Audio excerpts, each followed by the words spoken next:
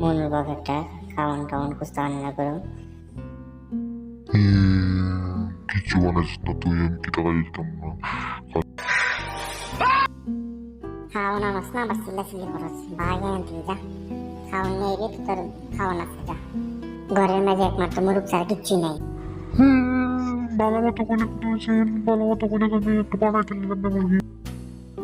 শালার মুরগি কই যাস হয়, তোরে আজকে চিকেন বানাইব। চলো চল ট্রাই করবো তোরে আজকে। তোমার কারণে আমার আজকে কড়াই বাড়ি কেমন লাগছে, আমার বই আমার মারছে দেওয়ার।